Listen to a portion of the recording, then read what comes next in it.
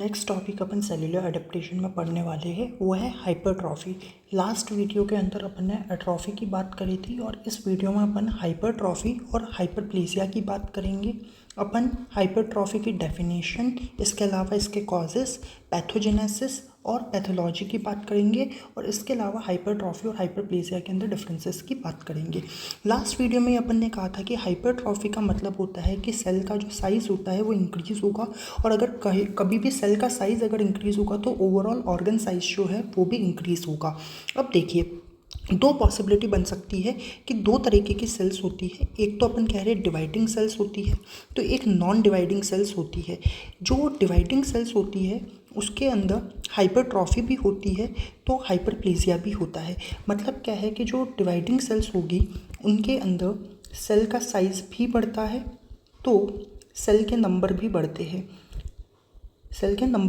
हैं, जिसका एग्जाम्पल अपन कह रहे हैं आपके स्मूथ मसल ऑफ यूट्रस हो सकता है, जहाँ पे हाइपरट्रॉफी भी होगा और हाइपरप्लेसिया भी होगा, वो डिवाइडिंग सेल्स के अंदर होगा।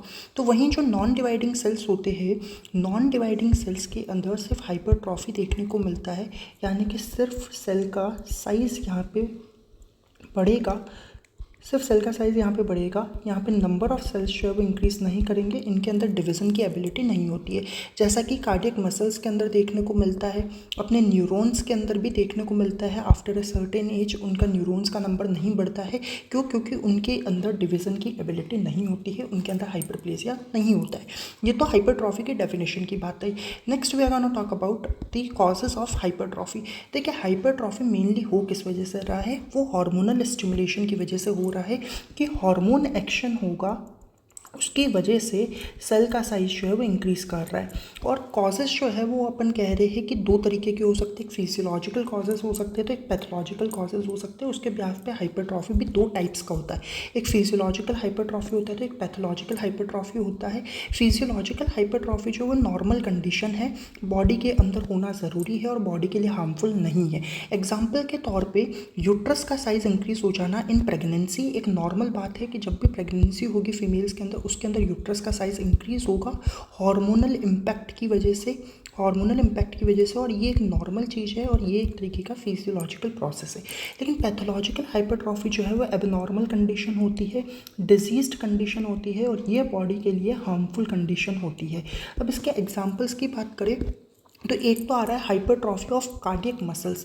कार्डियक मसल्स का हाइपरट्रॉफी अपने को कब कब देखने को मिल सकता है, कार्डियक मसल्स के हाइपरट्रॉफी अपने को सिस्टमिक हाइपरटेंशन की वजह से देखने को मिल सकता है, या फिर कोई और हार्ट की डिजीज़ हो सकती है, उनके अंदर अपने को कार्डियक मसल्स की हाइपरट्रॉफी देखने को मिल सकती है। इसके अलावा स्मूथ मसल्स के हाइपरट्रॉफी वो भी एक पैथोलॉजिकल कंडीशंस है।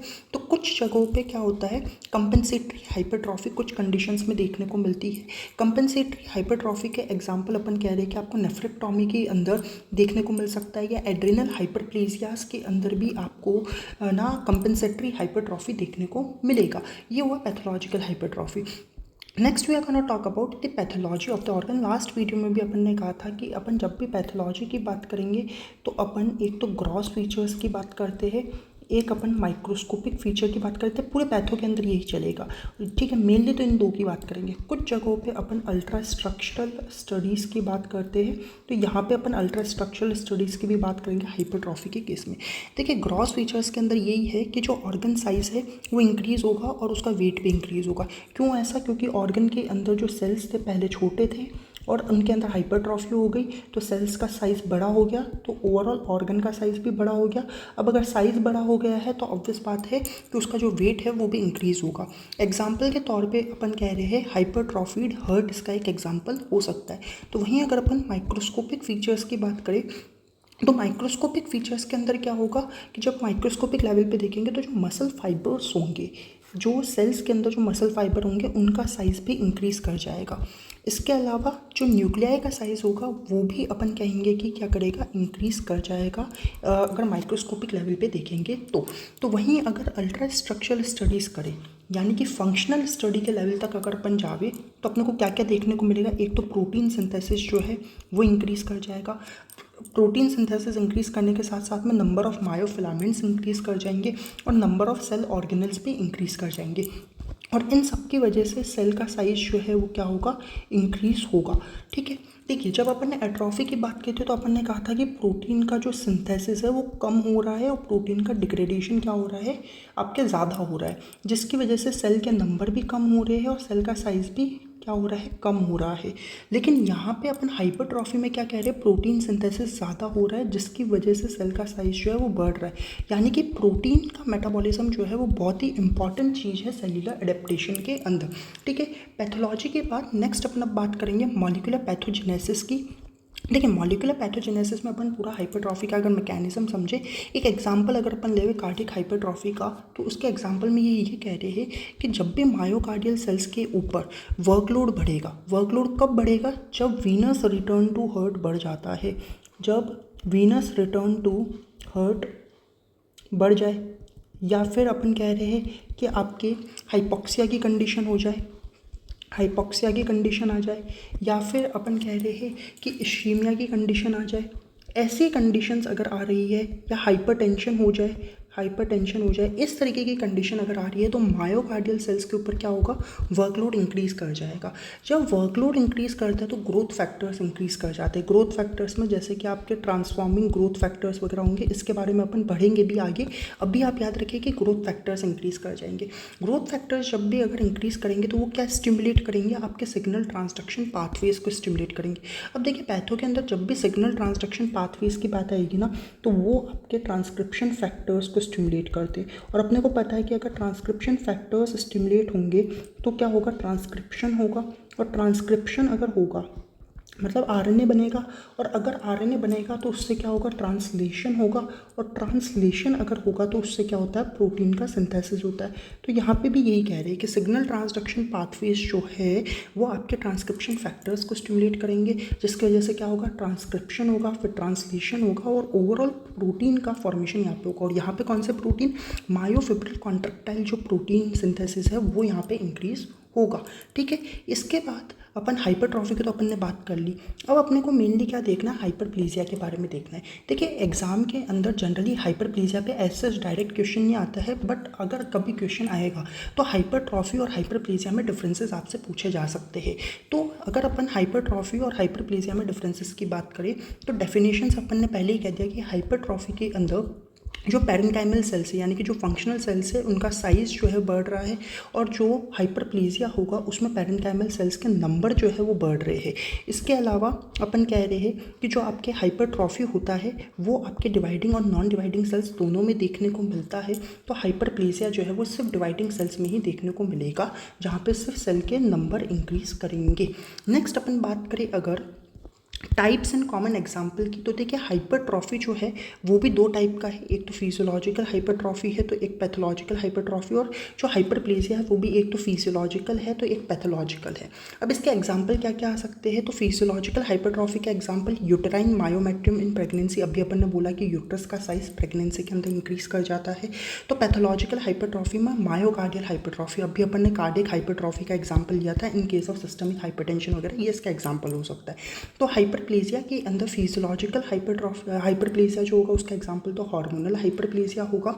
तो पैथोलॉजिकल हाइपरप्लेजिया का एग्जांपल एंडोमेट्रियल हाइपरप्लेजिया या बिनाइन प्रोस्टेटिक हाइपरप्लेजिया, या आपने लास्ट ईयर एनएट के अंदर पढ़ा भी होगा बिनाइन प्रोस्टेटिक हाइपरप्लेजिया, इस ईयर भी अपन पढ़ेंगे पैथो के अंदर, सिस्टमिक पैथो में अपन पढ़ेंगे भी बिनाइन प्रोस्टेटिक हाइपरप्लेजिया, जहाँ पे प्रोस्टेट के सेल्स के जो नंबर होंगे वो इंक्रीज करेंगे और उसकी वजह से प्रोस्टेट एनलार्जमेंट देखने को मिलता है।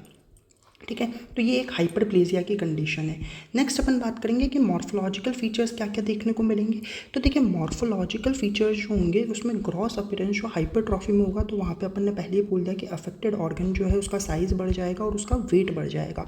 माइक्रोस्कोपिक फीचर में अपन ने पहले ही बोल दिया कि जो साइज़ ऑफ मसल फाइबर्स होंगे और साथ में जो न्यूक्लियस है वो इंक्रीज होंगे।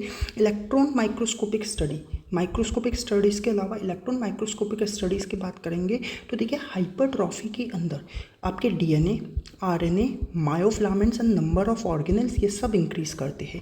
DNA, RNA, myofilaments, number of organelles सब इंक्रीज़ करेंगे।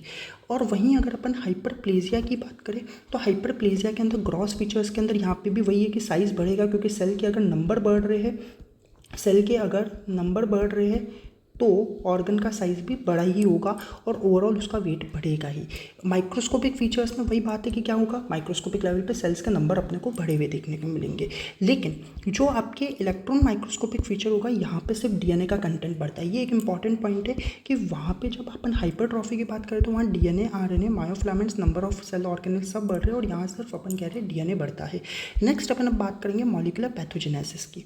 देखिए मॉलिक्यूलर पैथोजेनेसिस की बात करें तो अपन ने अभी हाइपरट्रॉफी का पैथोजेनेसिस समझा था कि ग्रोथ फैक्टर्स बढ़ते हैं, उसकी वजह से क्या होगा, आपके प्रोटीन सिंथेसिस बढ़ता है। और प्रोटीन सिंथेसिस बढ़ता है तो कैसे बढ़ रहा है, आपके कैसे बढ़ रहा है ओवरऑल अगर अपन ये देखें तो ग्रोथ फैक्टर्स बढ़ेंगे, वो आपके सेल सरफेस रिसेप्टर्स के ऊपर एक्ट करते हैं, जिसकी वजह से सिग्नल ट्रांसडक्शन पाथवेज का क्या होता है, स्टिमुलेशन होता है। फिर ट्रांसक्रिप्शन फैक्टर्स अपन देखें तो स्टिमुलेट होते हैं। ट्रांसक्रिप्शन फैक्टर अगर स्टिमुलेट होंगे तो ट्रांसक्रिप्शन होगा, फिर उससे ट्रांसलेशन होगा, और ट्रांसलेशन अगर होगा तो ओवरऑल प्रोटीन सिंथेसिस बढ़ेगा। लेकिन वहीं अगर अपन हाइपरप्लेजिया की बात करें तो हाइपरप्लेजिया में क्या हो रहा है कि आपके जो ग्रोथ फैक्टर्स हैं वो बढ़ेंगे। ग्रोथ फैक्टर्स बढ़ने की वजह से आपके पहले तो प्रोलिफरेशन ऑफ सेल, यानी कि जो सेल डिवीज़न है वो यहाँ पे बढ़ जाएगा, सेल डिवीज़न यहाँ पे बढ़ेगा। अब सेल डिवीज़न बढ़ने के बाद में ये जो ग्रोथ फैक्टर्स है वो सेल सरफेस के जो रिसेप्टर्स है उनके ऊपर एक्ट करेंगे। सेल सरफेस के ऊपर, रिसेप्टर के ऊपर एक्ट करने के बाद में वापस से वही है कि आपके सिग्नल ट्रांसडक्शन पाथवेज का एक्टिवेशन होगा और फिर अपन देखें तो आपके ट्रांसक्रिप्शन फैक्टर वगैरह जो है वो स्टिमुलेट होंगे। बट मेन चीज़ यहाँ पे क्या है कि यहाँ पे सेल का प्रोलिफरेशन बढ़ रहा है और यहाँ पे अपन कह रहे हैं प्रोटीन सिंथेसिस बढ़ रहा है। नेक्स्ट अगर अपन आउटकम की बात करें तो हाइपरट्रॉफी एक रिवर्सिबल कंडीशन होगी हमेशा, इंपॉर्टेंट बात है, ये चीज़ आपको याद रखनी है। लेकिन हाइपरप्लेजिया जो है वो अगर अपन देखें कि क्या है कि आपने स्टिमुलस दिया जिसकी वजह से सेल के नंबर बढ़े और थोड़े टाइम के लिए वो स्टिमुलस दिया और फिर आपने उसको रिमूव कर दिया, then cell will go back to its normal state. लेकिन अगर आपने स्टिमुलस काफ़ी लंबे टाइम तक सेल को दे दिया, अगर स्टिमुलस आपने लॉन्ग टाइम के लिए दे दिया तो उस केस में फिर क्या होगा, आपके हाइपरप्लेजिया होगा। हाइपरप्लेजिया से फिर अपन कह रहे हैं कि आपके मेटाप्लेजिया हो सकता है। नेक्स्ट वीडियो में अपन मेटाप्लेजिया डिस्कस भी करेंगे और मेटाप्लेजिया से डिस्प्लेजिया हो सकता है। ये बहुत ही इंपॉर्टेंट चीज़ है, आपको पूरे पैथो के अंदर ये चीज़ काम आएगी कि हाइपरप्लेजिया से मेटाप्लेजिया, मेटाप्लेजिया से डिस्प्लेजिया हो सकता है।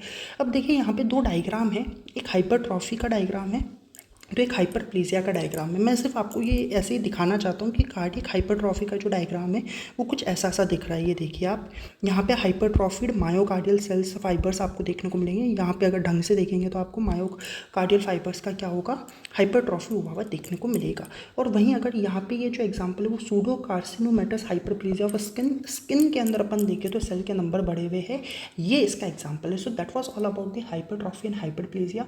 If you found this lecture useful and helpful, then please like, share and subscribe the channel.